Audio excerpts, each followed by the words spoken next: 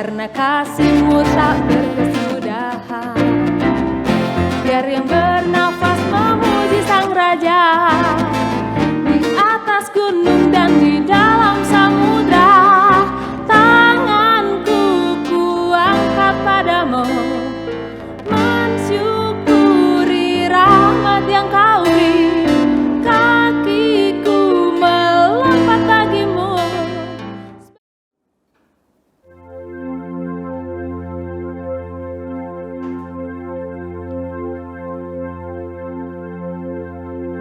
Shalom jemaat terkasih, bagaimana kabarnya hari ini? Kiranya di dalam kondisi kita sekarang ini, entah sedang suka ataupun duka, kita selalu bisa menyadari dan merasakan penyertaan Tuhan di dalam hidup kita. Saat ini, Allah yang penuh cinta kasih mengundang kita untuk masuk ke hadirat-Nya melalui peribadahan kita. Untuk itu, mari kita mempersiapkan hati dan pikiran kita. Kita datang padanya dengan bersama-sama menghayati bahwa pertolongan kita adalah di dalam nama Tuhan yang menjadikan langit dan bumi.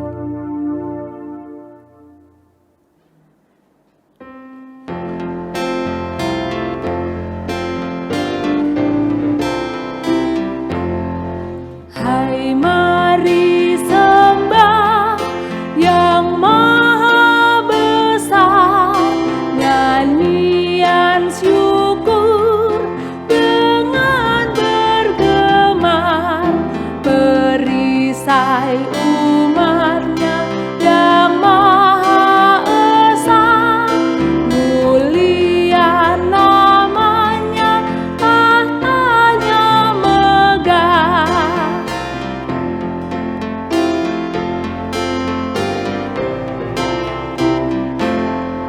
Pengasuhan-Mu betapa megah, udara dan terang menyatakannya, embun bertetesan dan hujan sejuk, lembah maupun bukit cermin kasih-Mu.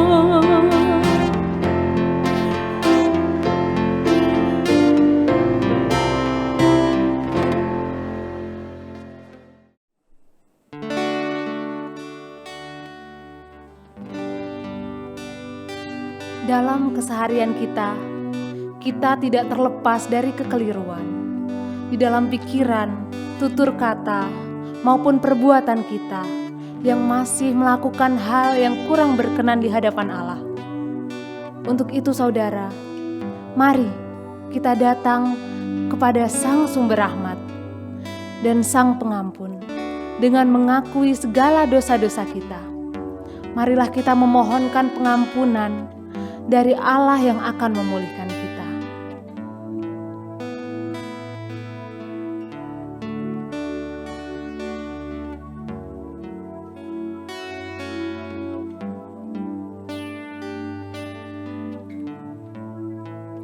Ya Allahku, inilah doa pengakuan dosa kami. Kiranya dengan darah-Mu, dengan kuasa-Mu yang kudus, Engkau boleh mentahirkan kami, Tuhan. Inilah doa kami. Amin.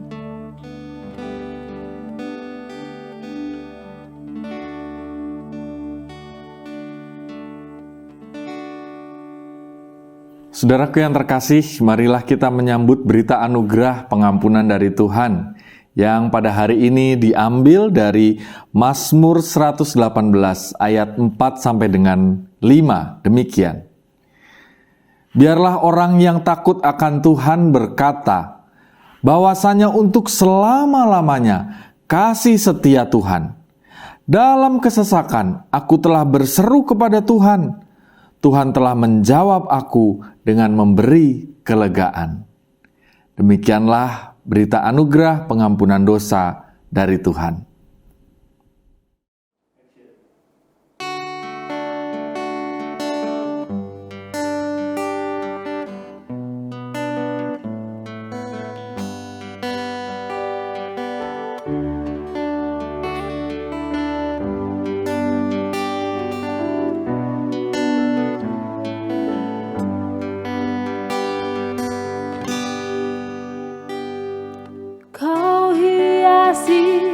kehidupanku dengan kemurahan-Mu.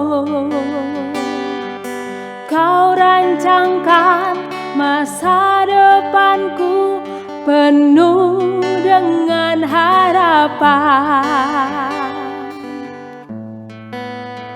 Aku ada saat ini, semuanya karena kasih-Mu. Aku hidup hari ini, semua berkat kemurahan-Mu. Terima kasih Yesus, Engkau sangat baik, teramat baik bagiku.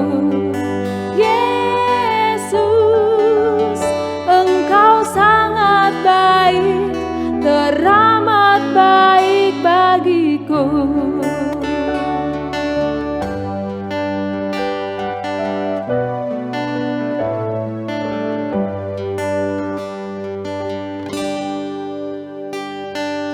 Kau hiasi kehidupanku dengan kemurahan-Mu. Kau rancangkan masa depanku penuh dengan harapan. Aku ada saat ini, semuanya karena kasih-Mu. Aku hidup hari ini, semua berkat kemurahan-Mu. Terima kasih Yesus, Engkau sangat baik, teramat baik bagiku. Yesus, Engkau sangat baik, teramat baik bagiku.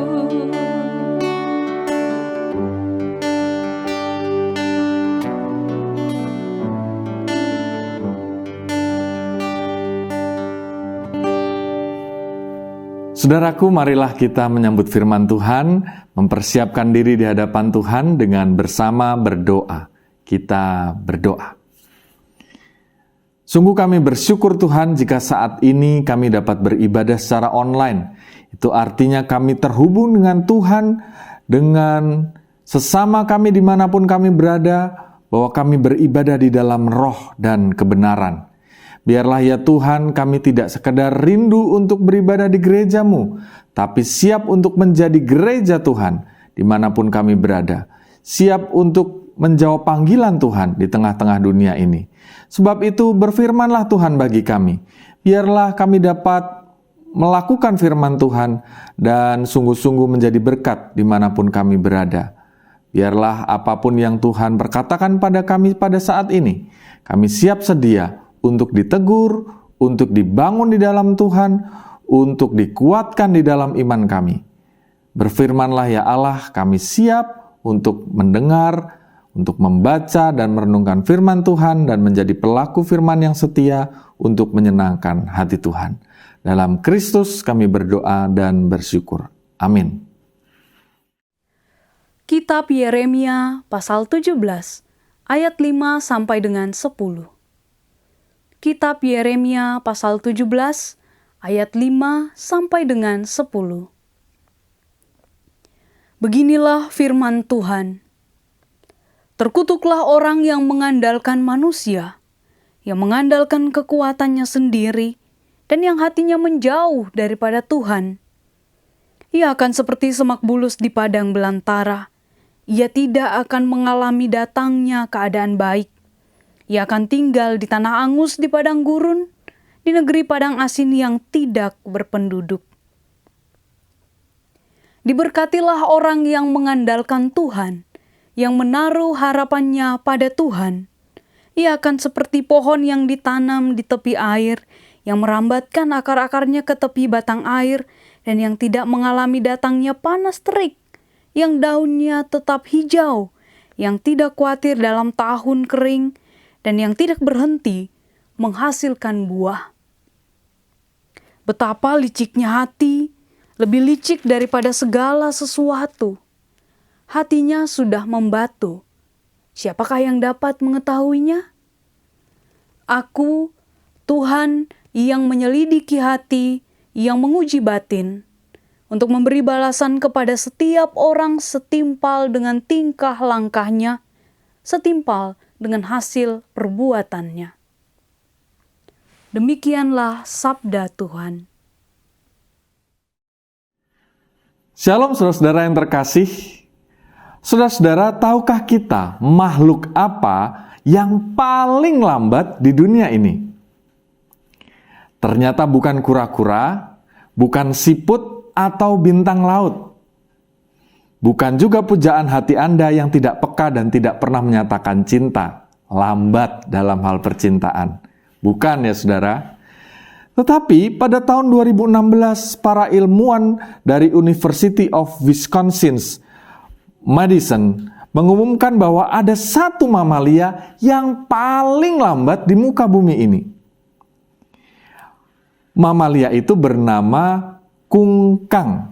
Kungkang adalah binatang berkuku 2 atau berkuku 3 yang tersantuy di dunia ini. Kungkang adalah binatang yang memiliki kecepatan rata-rata hanya 5 meter per jam. Per jam, saudara. Bahkan mereka mampu menghabiskan sebagian besar waktu mereka dalam waktu 1 hari antara 15 jam sampai 20 jam hanya untuk bergantung terbalik, makan, tidur, bermalas-malasan beristirahat, bahkan kawin hingga melahirkan, tetap di sebuah dahan pohon tidak beranjak. Mereka hanya turun ke dataran jika mereka hanya ingin membuang kotoran. Mereka memiliki satu kebiasaan yang sangat santuy ini, dan bahkan saking santuйnya mereka, kulit mereka ini seringkali menjadi tempat tinggal bagi para ngengat atau ulat calon kupu-kupu. Kumbang, kecoa, bahkan jamur hingga lumut biasa tumbuh di dalam kulit mereka atau di atas kulit mereka. Sungguh makhluk yang ajaib dan mungkin terasa kok kebangetan ya buat kita.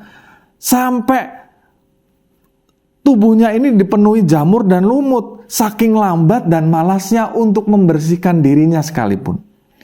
Nah saudara, yang menarik dalam tatanan bahasa Inggris, kungkang ini disebut dengan kata sloth. Ya, artinya memang kemalasan dan hidup yang lambat. Ada satu kutipan menarik mengenai kemalasan dan kelambatan hidup ini, ditulis oleh seorang penulis bernama Henry Fairley. Dia mengatakan demikian, "Sloth is the sin that believes in nothing, cares for nothing, seeks to know nothing, interferes with nothing, enjoys with nothing, and remains alive because there is nothing for which it will die."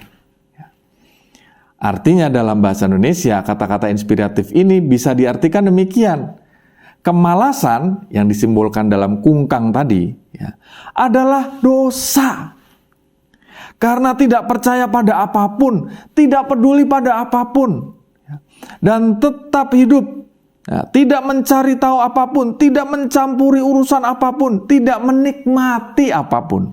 Ya, dan tetap hidup karena tidak ada sesuatu pun yang membuatnya mati. Atau dalam istilah bahasa Indonesia, kita sering mendengar sesuatu yang sama, yaitu dengan istilah mati segan, hidup juga tak mau.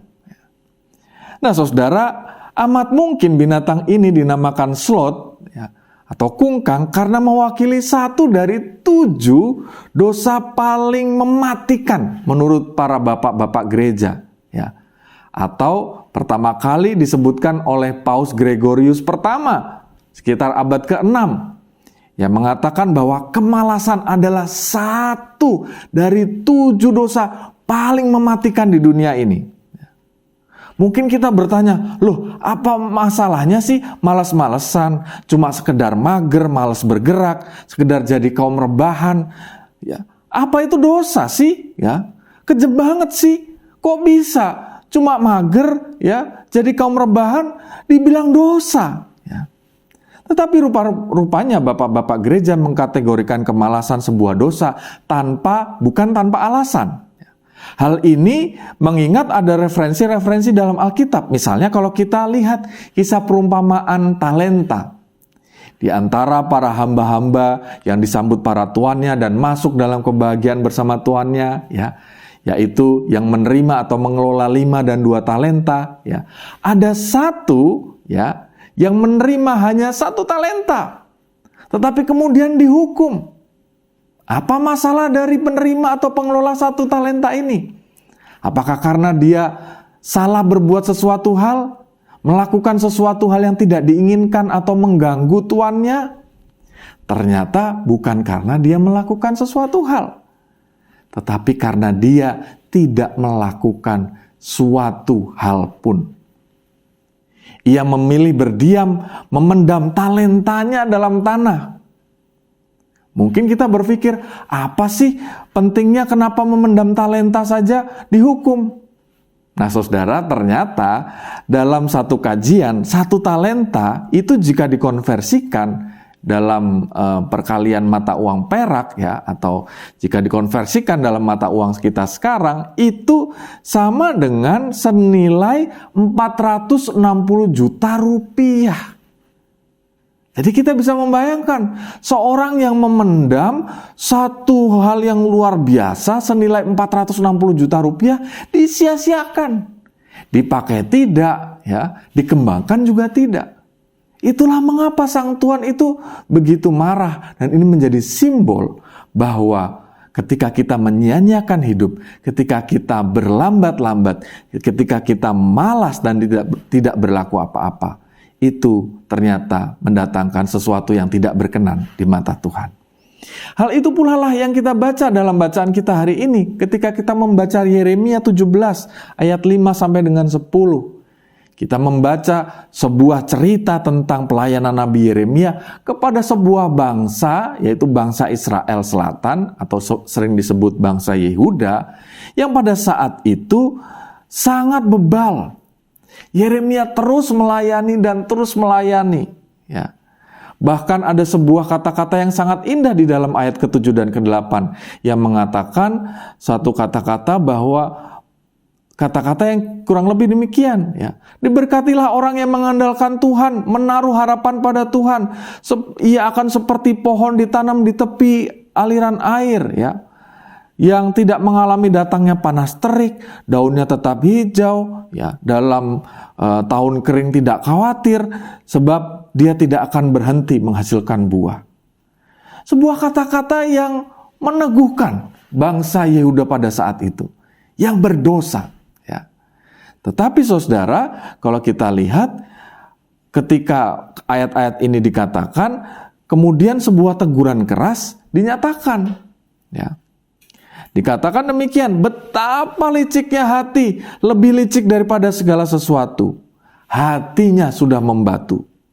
Siapakah yang dapat mengetahuinya? Aku Tuhan menyelidiki hati, yang menguji batin, memberi balasan kepada setiap orang setimpal dengan tingkah lakunya, setimpal dengan hasil perbuatannya. Ternyata firman Tuhan ini sebenarnya sedang ingin menegur bangsa Israel bahwa Tuhan tahu isi hati bangsa Israel. Bahwa bangsa Israel ini sebenarnya mengandalkan pemahamannya sendiri, bukan mengandalkan pemahaman Tuhan. Dia menganggap, atau mereka, bangsa Israel menganggap diri mereka adalah bangsa yang memperoleh hak istimewa dari Tuhan. Oleh karena itu, kalau ditegur, ya sudahlah, Tuhan tetap mengasihi kita. Mereka sama seperti slot atau kungkang tadi, yang tidak bergerak, yang malas, yang diam di tempat. Ya. Dalam kerohanian ini menunjukkan bahwa bangsa Israel sebenarnya malas secara spiritual untuk bergerak mengikuti apa yang Tuhan inginkan. Mereka berlindung pada predikat bahwa kami adalah anak-anak Allah. Untuk apa bekerja keras untuk kebaikan hidup kami? Sebab ya paling tidak Tuhan tetap mengasihi dan menganggap kami adalah bangsa yang terpilih.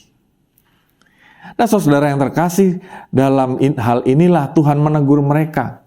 Dan kalau kita mencermati dalam kisah sejarah ini, sebenarnya bangsa Israel ketika ditegur oleh Nabi Yeremia, pada akhirnya kemudian tidak mengindahkan dan dibuang ke Babel.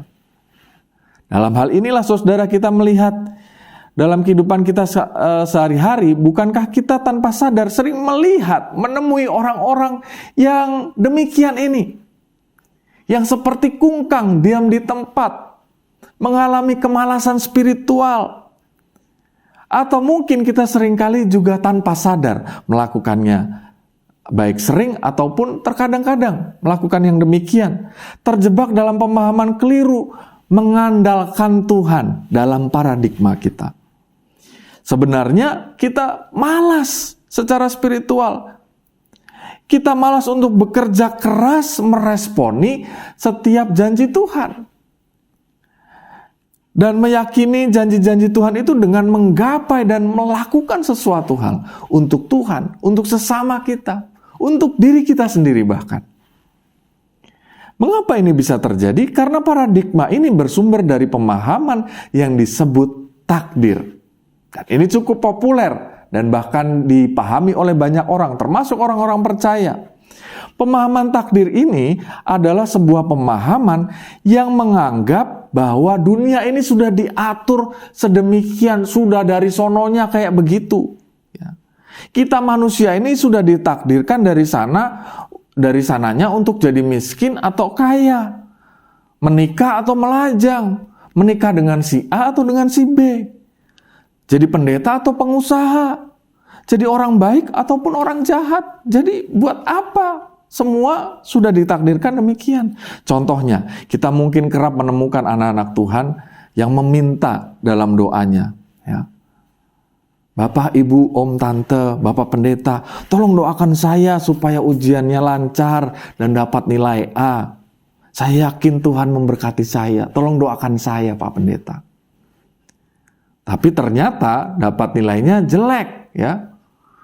Bahkan harus mengulang. Ternyata setelah dicek, masuk kuliah online aja nggak pernah.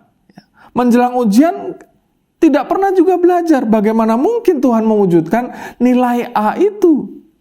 Memangnya bisa titip absen sama Tuhan Yesus ketika kuliah online? Nggak mungkin dong. Ya. Dan dalam hal ini, kita melihat dalam aspek-aspek yang lain, seringkali orang juga mengatakan hal-hal yang serupa. Misalnya, Bapak, Ibu, tolong doakan saya ya, supaya Tuhan memberikan saya jodoh, memberikan pasangan. Aduh, saya sudah lama sekali merindukannya. Saya percaya kok Tuhan pasti memberikan pasangan pada saya. Setelah sekian lama, ternyata putus asa karena tidak kunjung mendapat pasangan. Mengapa? Setelah diperhatikan ternyata, ya, boro-boro dapat pasangan. Kenal orang lain aja males, enggan mengenal orang lain. Enggan memperluas pergaulan, ya. Kalaupun sudah kenal, gak berani menyatakan perasaan pada pujaan hatinya. Ya. Kerjaannya PDKT melulu, ya. Pantas gak dapat PDKT, perasaan dahsyat, keberanian terbatas, ya. Pantas gak dapat. Baru ditolak 1 kali, 2 kali, putus asa, lalu menyimpulkan, ya udah deh, mungkin Tuhan memang maunya saya begini, sendiri nggak apa-apa, jomblo abadi. Ya. Nah, saudara, kalau kita merasa yang demikian, seringkali ditolak dan merasa putus asa atau belum menemukan jodoh, ada satu fenomena menarik yang dialami oleh seorang di negeri Tiongkok bernama Niu Xianfeng. Pada tahun 2018 lalu, dia berusia 31 tahun dan pantas mendapat julukan pria paling banyak ditolak oleh perempuan sejagat raya ini. Mengapa, saudara? Sebab selama 8 tahun, ia sudah ditolak oleh 80.000 wanita. Wah, luar biasa ya rekor ini. Kalau di Indonesia mungkin dia sudah dapat rekor muri menjadi pria paling nggak laku sepanjang masa mungkin ya. Tapi saudara, ini adalah sesuatu yang menarik. Dia ternyata tidak laku karena bagi kebanyakan perempuan, ia ini terbilang pendek, tidak tampan, tidak mapan, dan sangat agresif terhadap perempuan, sehingga banyak mengganggu ya, atau merasa risih. Banyak orang merasa risih. Tapi saudara, ternyata hal yang luar biasa terjadi pada orang yang menyatakan cinta kepada 80.000 perempuan ini ya. Karena perjuangannya itu, ternyata banyak orang membicarakannya. Sehingga kemudian beritanya tersebar dan kemudian banyak yang kemudian meliputnya. Alhasil saudara, satu ketika dia kemudian menghasilkan satu berita yang luar biasa dan ribuan wanita kemudian mengantri terhubung dengannya di sosial media untuk menolaknya. Ya enggak dong ya, untuk berkenalan dengan dia. Nah tapi saudara, inilah yang menarik. Ternyata kalau kita lihat, dia tidak putus asa. Dan firman Tuhan tadi bahwa Tuhan memberkati setiap jerih lelah kita, bukankah dapat kita lihat dalam kisah sederhana tadi? Bahwa Niu Xian Feng, dia berusaha belajar mempelajari diri. Oh ternyata saya ini harus ya memperlengkapi supaya saya kelihatan tambah oke secara fisik, ya tidak agresif kepada perempuan. Dan bukankah itu menjadi pelajaran bagi kita bahwa seringkali kegagalan justru menjadi satu pelajaran paling berharga, guru paling berharga, guru paling bijaksana di dunia ini. Begitu katanya. Kegagalan adalah guru paling berharga. Sehingga kita melihat bahwa Tuhan seringkali memang hanya mau bekerja melalui langkah kita untuk mengupayakan setiap pekerjaan-pekerjaan itu entah gagal atau berhasil. Karena itu saudara, jika kita menemui kesulitan, gagal 1 kali, 2 kali, beberapa kali dalam dunia apapun, dunia usaha, mari jangan cepat menyimpulkan. Tuhan menghendaki kita itu untuk sungguh-sungguh melihat bahwa sebenarnya Tuhan bukan bekerja melalui prosedur takdir tadi. Segala sesuatu tidak ditentukan dari sononya. Coba kita lihat ya. Beberapa profil di dunia ini mungkin meneguhkan kita. Thomas Alva Edison, pencipta penerang di dalam kegelapan malam ini. Ya. Dia ternyata gagal 9.955 kali menurut sebuah artikel. Bagaimana dengan komputer ya, dan pekerjaan-pekerjaan yang kita lakukan di sana, juga sosial media. Ada orang bernama Bill Gates yang menciptakan Microsoft. Ya, tentu saja Windows, Office dan selanjutnya ya, yang membuat pekerjaan kita sangat terbantu abad-abad ini, ya, 1 abad terakhir ini. Kita juga mengenal Mark Zuckerberg ya, namanya agak susah nih, tapi dia adalah pendiri dari sosial media Facebook atau yang dikenal dengan Meta, yang konon katanya dia sangat menyambut dunia metaverse ini, yang mengandaikan bahwa kita sungguh-sungguh dapat hadir dimanapun kita berada. Secara virtual, bisa sampai ke luar negeri, bergereja ke luar negeri, ya, dan seterusnya. Ya, karena kita memang betul-betul ada dibantu dengan teknologi kamera dan seterusnya, sehingga akan menghemat biaya dan seterusnya. Dan itu terjadi asal mulanya dari orang-orang yang ternyata mencoba berbagai cara, walaupun mereka pernah drop out dari Universitas Harvard yang terkenal itu. Tetapi mereka justru diundang di universitas itu untuk menjadi pembicara atau menyampaikan pidato bahwa mereka ternyata sungguh-sungguh melakukan satu kerja keras dan membuktikan bahwa berkat Tuhan itu dapat dilihat, dapat diterima melalui apa yang Tuhan izinkan di dunia ini. Apapun itu dapat orang lihat sebagai hal buruk, hal baik, tetapi kita meyakininya secara positif dan kita melakukan juga bagian kita. Artinya saudara, Kita tidak menerima konsep takdir dalam iman percaya kita, sebab kita percaya pada konsep rencana Tuhan. Dan yang dinamakan oleh rencana Tuhan dalam firman Tuhan hari ini, itu menjelaskan kepada kita, manusia itu bukan benda mati atau robot yang menjalankan apa yang sudah ditentukan dari sononya. Tetapi paradigma tersebut meyakinkan kepada kita bahwa Tuhan mengerjakan setiap rancangannya, ya, dan Ia menyelidiki kita, hati kita, batin kita, dan memberi balasan kepada setiap orang setimpal dengan setiap perbuatannya. Artinya Tuhan itu tidak memejamkan mata terhadap apa yang kita lakukan. Tuhan menyelidiki apa yang kita lakukan, Dia memberikan segala sesuatu seadil-adilnya. Dan itu bisa terjadi kalau kita keluar dari zona kemalasan spiritual tadi, yang membuat kita justru tidak melakukan apa-apa dan berdosa di hadapan Tuhan.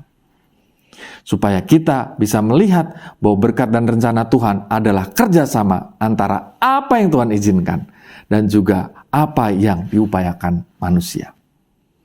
Saudara yang terkasih, zaman dahulu kala ada sebuah dongeng pada zaman dahulu kala di sebuah negeri Tiongkok.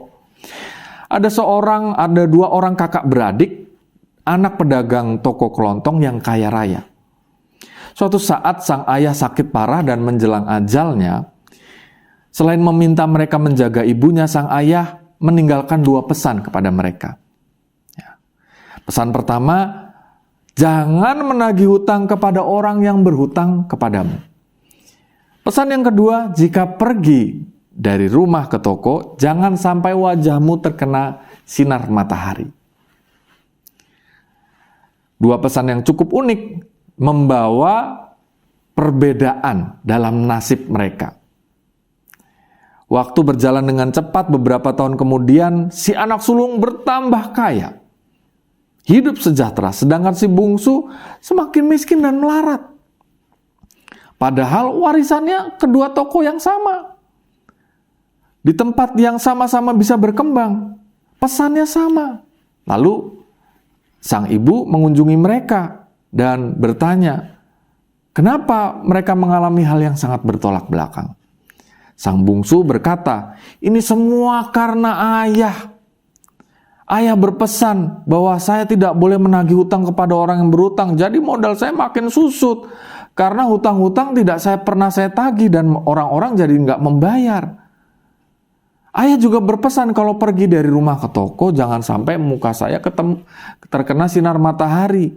Akibatnya, saya setiap hari harus naik kendaraan umum, naik becak, dan lain sebagainya. Pengeluaran saya jadi membengkak pada awal-awal karir saya, dan terus membengkak sehingga tabungan saya semakin habis. Tetapi si sulung menjawab juga demikian. Wah, saya kaya dan sejahtera ini karena pesan ayah. Ayah berpesan bahwa jangan menagih hutang kepada orang lain. Karena itu, saya tidak pernah meminjamkan uang atau menghutangkan apa-apa kepada orang lain. Kalau ada orang yang mau berhutang, ya saya akan mempertimbangkan, saya akan berbagi, memberi seberapa saya mampu. Ya. Dan saya tidak akan menagihnya. Karena saya sudah memberikannya seberapa saya mampu. Ya. Sesuai dengan berkat Tuhan. Ternyata orang yang saya beri merasa bersyukur menceritakan kebaikan ini kepada orang-orang lain tanpa saya mau. Ternyata hal ini menjadi citra positif bagi diri saya dan toko saya. Yang kedua, ayah juga berpesan kalau pergi dari rumah ke toko jangan kena sinar matahari. Makanya setiap hari saya berangkat pada hari masih subuh saat matahari belum terbit dan pulang jauh malam ketika matahari sudah terbenam. Jadi saya tidak terkena sinar matahari. Ternyata orang-orang menjadi tahu bahwa toko saya adalah toko yang paling bisa dipercaya. Ketika yang lain sudah tutup, ada toko saya. Ketika yang lain belum buka, ada toko saya. Sehingga orang-orang menjadi percaya, pelanggan menjadi banyak, dan toko menjadi laris. Tabungan saya semakin banyak, dan saya diberikan kesejahteraan oleh Tuhan. Ini semua karena Tuhan dan karena pesan ayah saya. Nah, saudara yang terkasih, cerita yang sangat menarik yang dihadapi oleh dua kakak beradik ini sama, tapi realitas dilihat dari sudut pandang yang berbeda. Beda cara pandang, beda pula hasilnya. Yang satu, sang adik melihat pesan sang ayah sebagai batasan, kesulitan, bahkan mungkin kutukan. Sehingga ia menyerah pada keadaan. Ia menganggap bahwa Tuhan sudah menakdirkannya untuk hidup serba susah. Dan sudah menakdirkannya untuk menjadi seorang miskin dan melarat.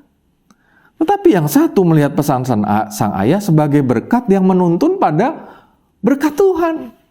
Sehingga ia memiliki satu pemikiran positif.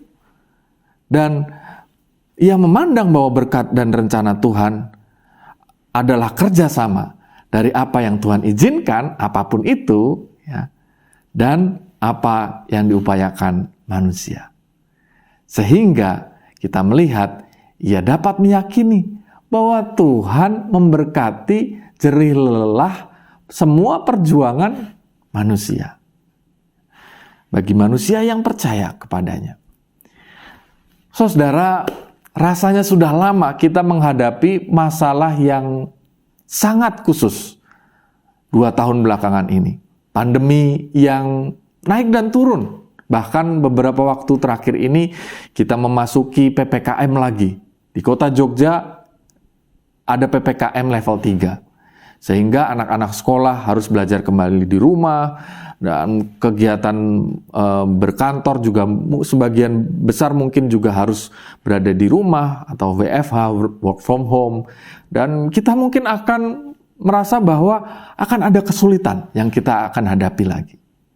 Tetapi maukah kita memandang bahwa semua kesulitan apapun yang Tuhan izinkan akan bekerja sama dengan kerja keras manusia untuk melihat berkat dan rencana Tuhan. Sehingga kita melihat bahwa Tuhan itu maha adil. Seperti firman Tuhan katakan, aku Tuhan menyelidiki hati, menguji batin, untuk memberi balasan kepada setiap orang setimpal dengan tingkah langkahnya, setimpal dengan hasil perbuatannya. Mari percaya, ia bukan Allah yang memejamkan mata. Ia Allah yang mengasihi kita, menyediakan yang terbaik bagi kita. Rancangannya adalah rancangan damai sejahtera, bukan rancangan kecelakaan. Dan rancangan damai sejahtera itu akan dapat kita lihat melalui setiap apa yang diizinkan daripadanya dan juga bekerja sama dengan setiap langkah pekerjaan, upaya, kerja keras kita. Selamat bekerja keras di dalam berkat dan rencana Tuhan yang disediakan. Selamat meresponi setiap kejadian hidup ini dari sudut pandang Allah yang akan menggiring kita kepada hidup yang penuh dengan damai sejahtera, pemeliharaannya, dan percayalah, Dia bukan Allah yang memejamkan mata, Dia mengasihi kita. Tuhan memberkati kita. Amin.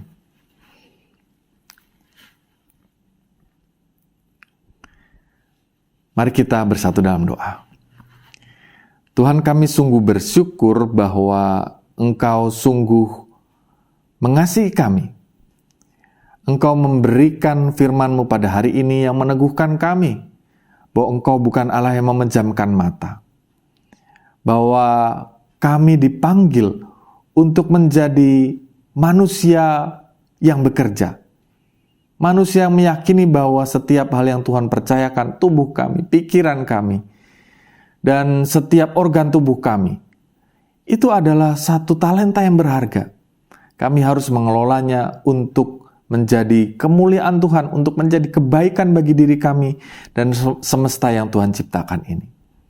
Dan kami percaya ya Tuhan, bahwa Engkau sungguh mengasihi kami dan memberikan segala sesuatu yang setimpal dalam setiap usaha dan kerja keras kami. Karena itu ya Tuhan, kami mau supaya Tuhan terus memberikan kami semangat, kami berjalan di dalam iman bahwa Engkau terus memberkati kami, menolong kami dalam setiap karya kami. Ya Tuhan, berkatilah kami di masa pandemi ini, karena masa pandemi ini ternyata tidak terlewat begitu saja.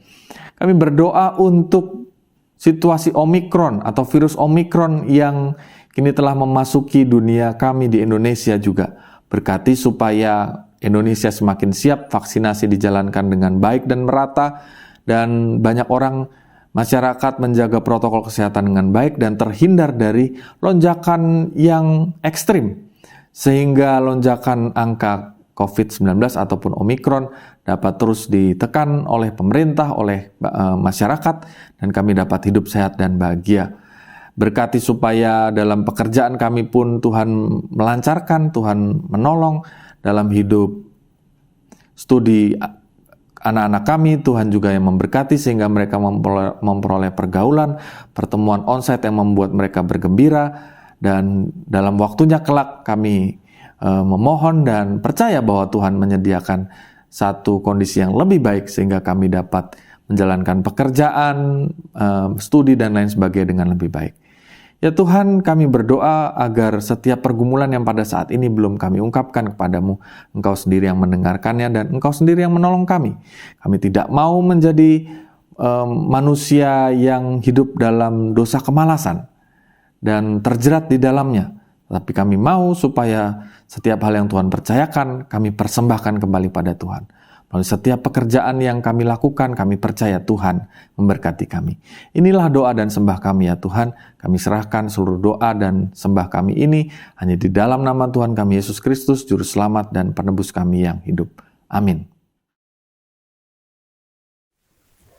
Jemaat terkasih, mari kita respon firman Tuhan dengan pengakuan iman rasuli yang kita nyanyikan dari Kidung Jemaat 280, Aku Percaya.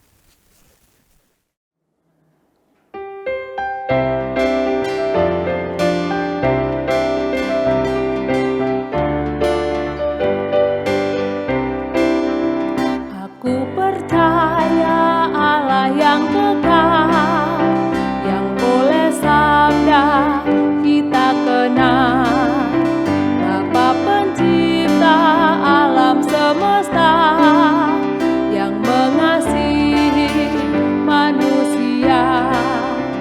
Aku percaya Putra Tunggalnya yang disalibkan di Golgota, yang dari kubur bangkit dan menang, naik ke surga dalam terang.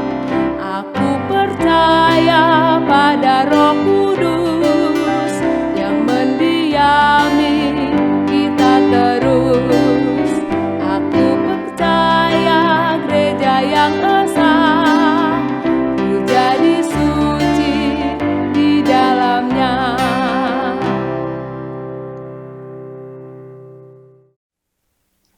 Jemaat terkasih, mari kita mengungkapkan syukur kita dengan bersama-sama mengumpulkan persembahan dengan mengingat firman Tuhan dari 1 Tawarikh 16 ayat 29, demikian bunyinya.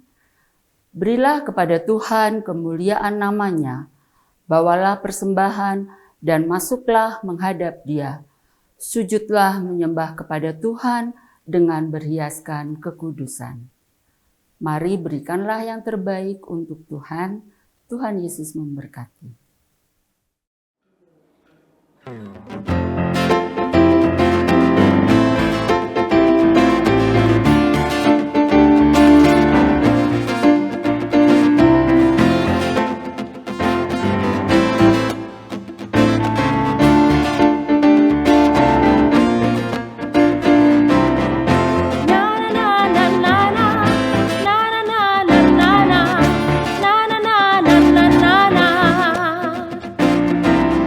Na na na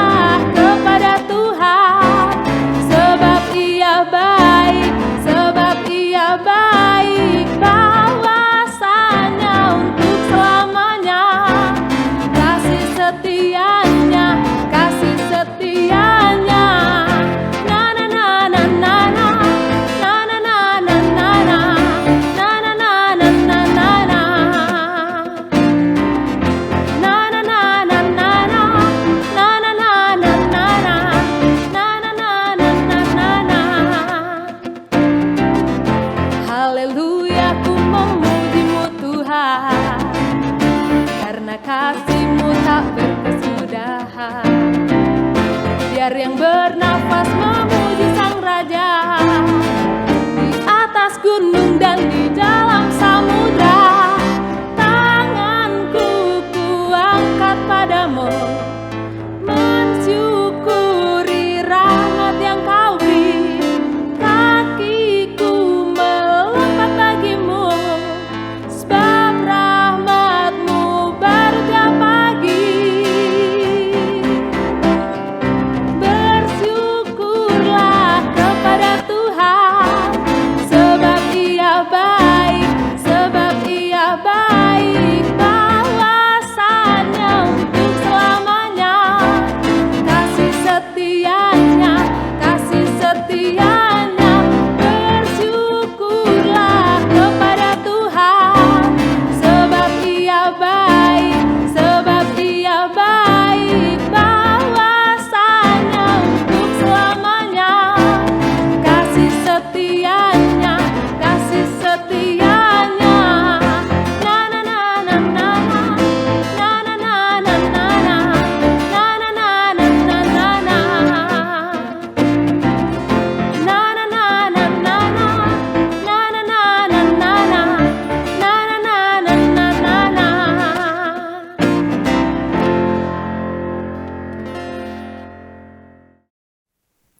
Jemaat yang dikasihi Tuhan, mari kita satu hati menaikkan doa, menyerahkan persembahan kita. Mari kita berdoa. Bapa di surga, Bapa yang maha kasih, Bapa yang maha baik, kami sungguh bersyukur ya Bapa, karena kami merasakan kasih dan penyertaan Tuhan yang tidak pernah berkesudahan di dalam hidup dan kehidupan kami. Saat ini Tuhan, di mana situasi pandemi belum berakhir, bahkan kami tahu semakin meningkat, tetapi kami merasakan Tuhan tidak meninggalkan kami. Terima kasih Tuhan Yesus. Saat ini ya Allah Bapa, kami hendak mengungkapkan syukur kami di dalam persembahan yang sudah kami kumpulkan, dan kami menyerahkan ke dalam tangan kasih-Mu. Kuduskan dan layakkan persembahan kami ini ya Tuhan, sehingga berkenan di hadapan-Mu ya Allah Bapa, dan boleh kami pergunakan melalui pekerjaan pelayanan di gereja-Mu di sini. Tuhan, terlebih pakailah kami untuk menjadi persembahan yang harum dan benar di hadapan Tuhan. Inilah doa dan permohonan kami ya Tuhan, yang kami alaskan di dalam nama Putra-Mu yang tunggal, Tuhan kami Yesus Kristus. Amin.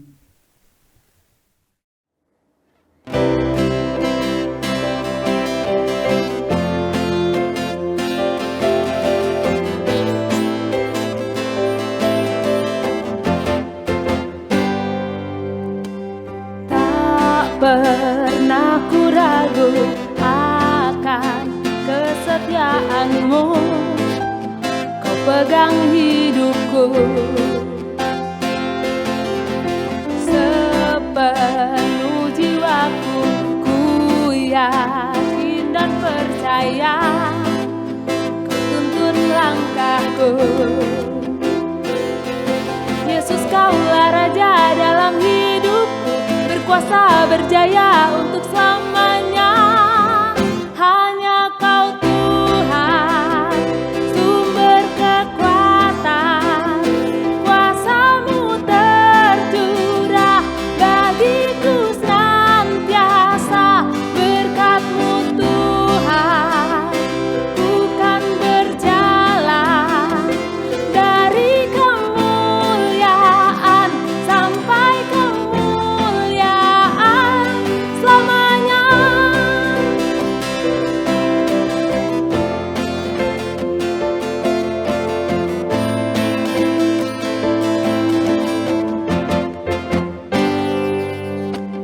Tak pernah ku ragu akan kesetiaan-Mu, Kau pegang hidupku sepenuh jiwaku. Ku yakin dan percaya Kau tuntun langkahku. Yesus, Kaulah Raja dalam hidupku, berkuasa berjaya untuk selamanya. Hanya Kau Tuhan, sumber kekuatan, kuasa-Mu tercurah bagiku senantiasa. Berkat-Mu Tuhan, ku kan berjalan dari kemuliaan sampai kemuliaan. Hanya Kau Tuhan, sumber kekuatan, kuasa-Mu tercurah bagiku senantiasa. Berkat-Mu Tuhan, ku kan berjalan dari kemuliaan sampai kemuliaan selamanya.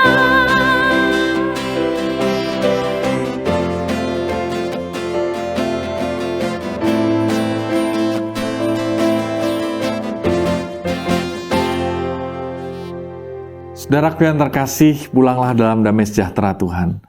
Percayalah bahwa Tuhan menghargai, memberkati setiap jerih lelah kita.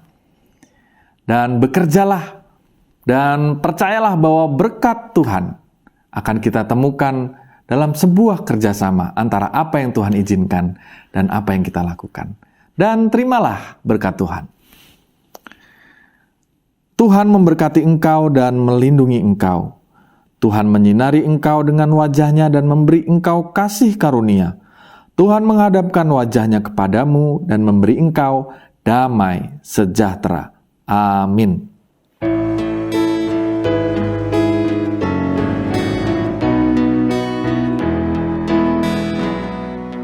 Haleluya, amin. Haleluya, amin. Haleluya, haleluya, haleluya,